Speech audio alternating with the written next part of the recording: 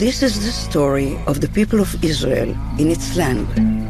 We are in the days of the last independent Jewish kingdom. For over 1,000 years, the Jewish people lived in the land of Israel under their own kings. King David made Jerusalem his capital some 3,000 years ago, and his son Solomon built the Holy Temple there. Jews from every part of the country made pilgrimage to the temple in Jerusalem. With the rise of the Roman Empire, the Jews came under the oppressive rule of the Romans. Some of them were determined to win back their independence and rebelled against the Roman rule.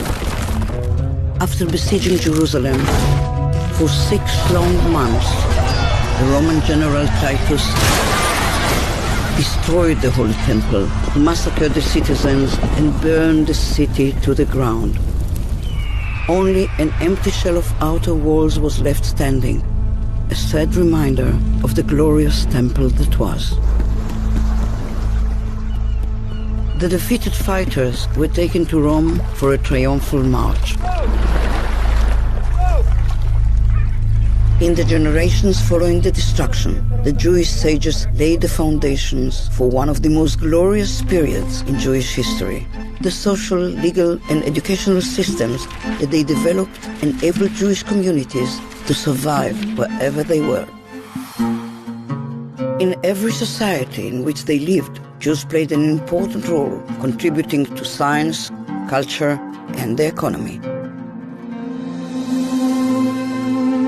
Often, they were persecuted or expelled because of their beliefs, and at times forced to practice their Judaism in secret.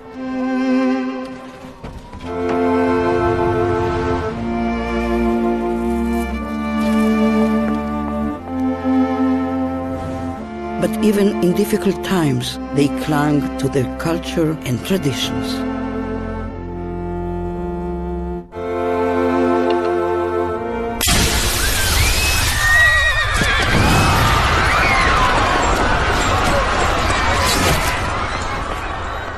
A new wind began to blow in the Jewish communities in the diaspora, and more Jews refused to accept exile as their fate.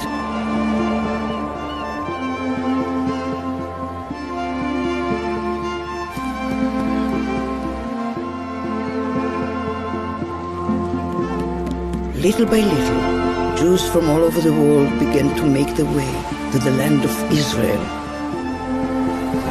They came with a burning desire to live in the land of their forefathers.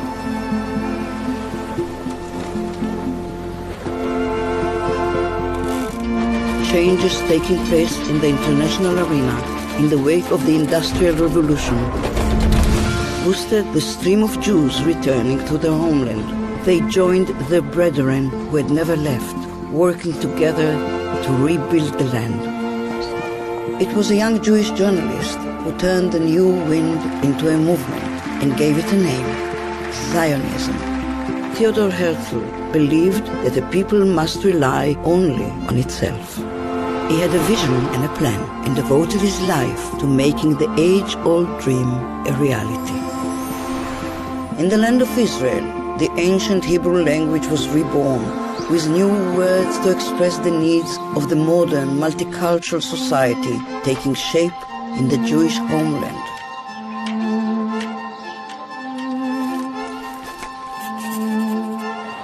In 1917, the nations of the world, led by Great Britain, recognized the right of the Jewish people to establish a national home in the land of Israel.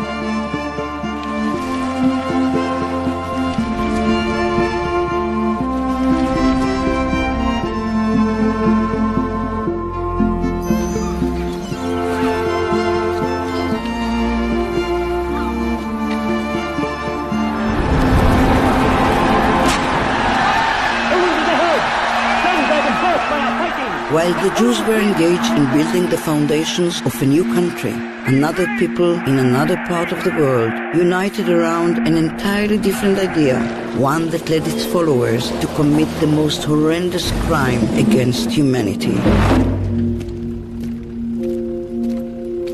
The Nazis began with the cancellation of civil rights, progressed to persecution and riots, and eventually carried out a systematic annihilation of 6 million Jews with a brutality that the modern world had never seen or even imagined.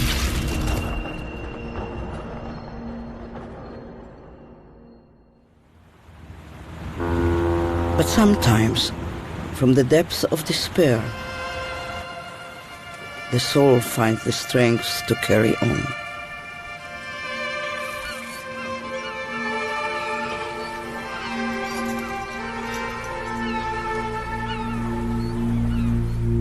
The Nazis murdered 1/3 of the Jewish people, but they couldn't kill their spirit. In 1947, the United Nations voted on a plan that would divide the land between the Jews and the Arabs and establish 2 states, a Jewish state and an Arab state. The UN partition plan was accepted by the Jewish leadership. The nation united in joyful celebration. Not so among the Arabs. The Arabs utterly rejected the partition plan.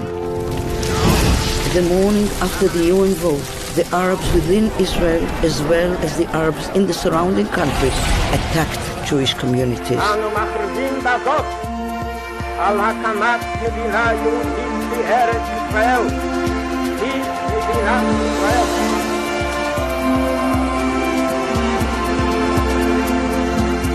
The Israeli celebrations were cut short as they prepared for the newly born state's first war of survival against the combined attacks of 6 Arab armies. Synagogues were destroyed, many of the Jewish residents were killed, wounded, or taken captive. The Jews in the rest of Jerusalem were under siege. Convoys with makeshift armor that tried to break through the siege were ambushed. The war ended in victory for the State of Israel, but Judea, Samaria, and the old city of Jerusalem came under Jordanian occupation.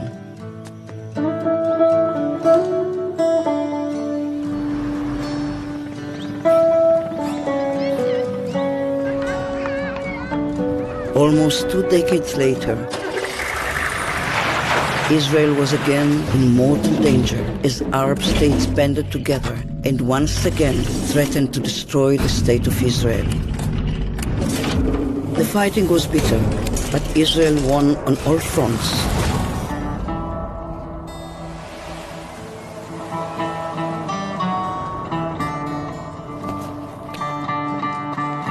The sweetest victory of all was the liberation of the Holy Temple Mount and the Western Wall. Jerusalem was reunited. For the first time in the city's history, freedom of religion and worship was guaranteed in all the holy sites of Judaism, Christianity, and Islam. The quiet didn't last long. The peace of the holiest day in the Jewish calendar was shattered by the sirens of war. While prayers for divine mercy pounded at the gates of heaven, the Arab armies pounded at the gates of little Israel. Israel's reserve soldiers rallied to fight the enemy. They didn't lay down their arms until the country was safe once more. War requires courage, but even greater courage is required to make peace. The historic peace treaty between Israel and Egypt laid a cornerstone for the desired peace with all of Israel's neighbors. It came closer with the signing of a peace treaty between Israel and Jordan. That same hope inspires Israel's efforts to achieve peace with the Palestinians and to realize the dream of living in peace, shalom, with all its neighbors. The Jews have returned to their homeland. Fulfilling the hopes of 100 generations, the Israelis have overcome daunting obstacles to fashion an open, joyful, and pluralistic society, a vibrant culture, and an innovative economy. The story that began in the land of Israel, then spread out to the farthest reaches of the world, has come full circle. The next chapter is already being written.